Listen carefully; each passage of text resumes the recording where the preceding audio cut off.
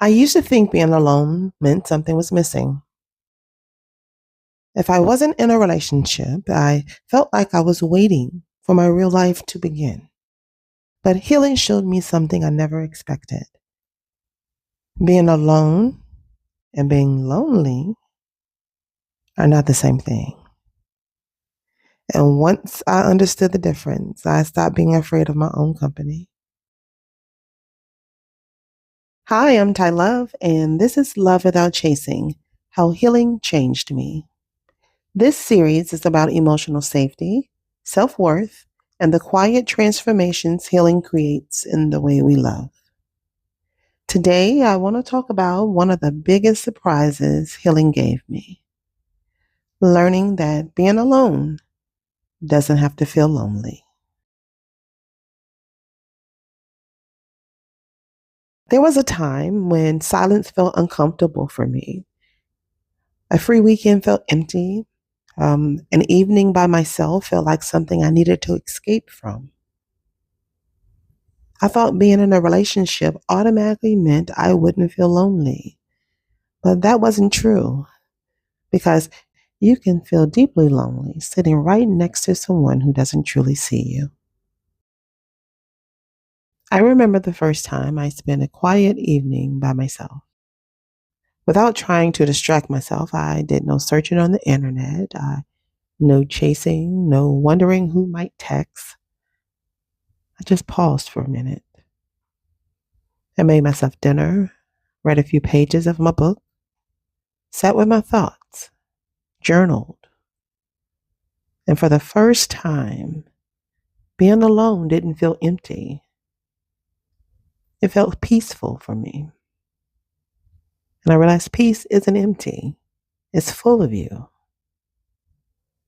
And that moment was when I realized peace and loneliness are not the same thing.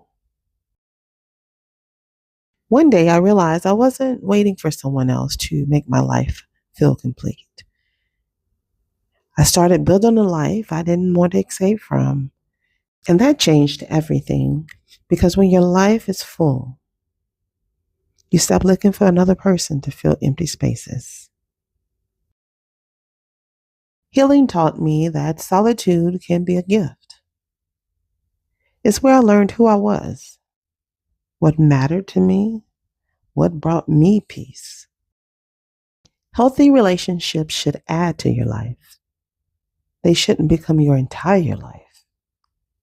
Because when you enjoy your own company, you stop accepting relationships simply because you're afraid to be alone. One question from my Love Without Chasing workbook stayed with me. The question was, what parts of your life am I waiting for someone else to begin? Let me read it again. What parts of my life am I waiting for someone else to begin? That question is so uncomfortable, because I realized I had been postponing my joy, waiting for love before fully living on my own life. Healing taught me I didn't have to wait anymore. What I know now is this: being alone isn't something to fear. Sometimes it's where you finally meet yourself. It's where you rediscover your voice, your peace, your joy. Healing didn't teach me to stop wanting love. It taught me to stop believing I needed it to feel complete.